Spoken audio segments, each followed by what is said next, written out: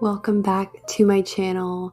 In this video, come along with me as I reset my nervous system and share a bit about slow living and how that has helped me. So I have gone on this beautiful experience at Horseshoe Farm in Horseshoe, North Carolina, and they have an outdoor spa area, and I spent time in the cold plunge. I went 3 times, and I can't tell you how much this has helped me to embrace challenging transitions and circumstances in my own life by just being able to tolerate discomfort in a really safe way.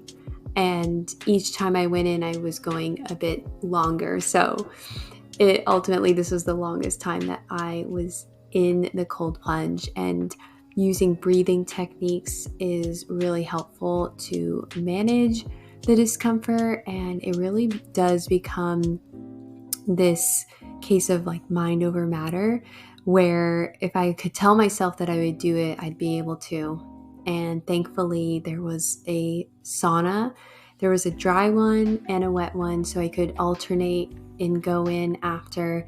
And after a really busy period in my life with work and my business, this was exactly what I needed, this 2-hour hydrotherapy circuit, which really supports your nervous system in really getting balanced and by experiencing the different temperatures. So I love just being in the outdoors, mountain air, in the jacuzzi.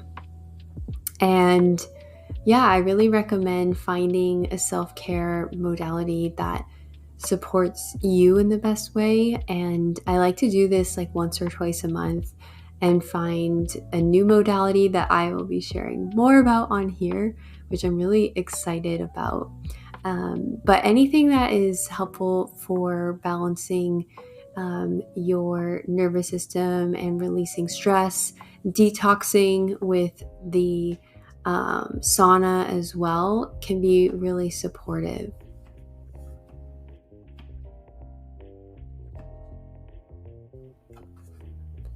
What I love to do to reset and not be on my phone for once is to bake. And it really gets me out of my head and into my creativity.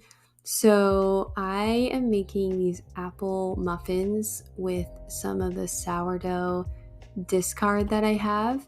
And I've been loving using sourdough discard in my recipes. It really then gives me an opportunity every week to use that and find something to bake.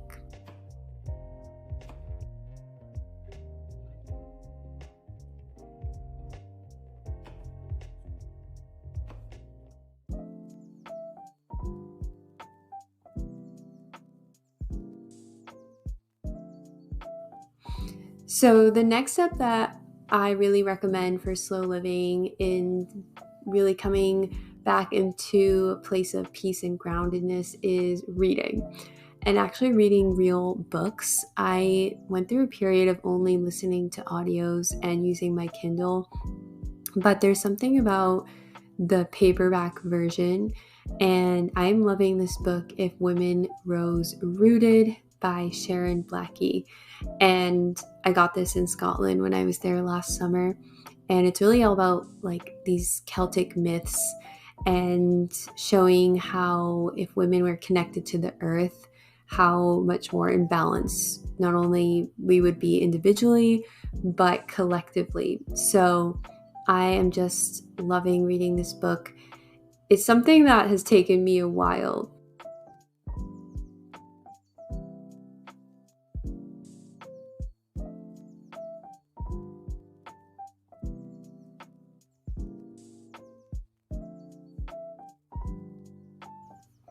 And next, we are journaling.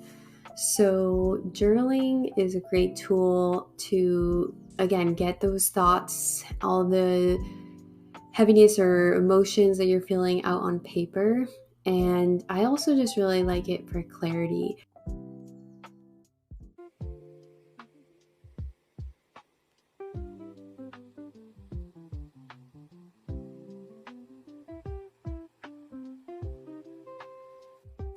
So, with this desire to unplug, I decided last minute to go on a camping trip nearby by the river. I wanted to be by water and have no cell service and just be one with nature. And it was really, really peaceful. I booked a campground that day. I bought all the supplies that day. I definitely need more, but this was good to start. And I just felt really proud of myself for making this fire. And it actually happened to be my dog and I's lap day, where we're both the same age in dog and human years. And I thought it was really cool that the chocolate I had for s'mores had this beautiful message about a birthday. So I know that my pup loved being outside and just getting to just honestly chill out. I did some more reading, and I hope that this was helpful in seeing how you can have slow living for yourself and to reset your nervous system whenever you start to get overwhelmed and just disconnect to reconnect.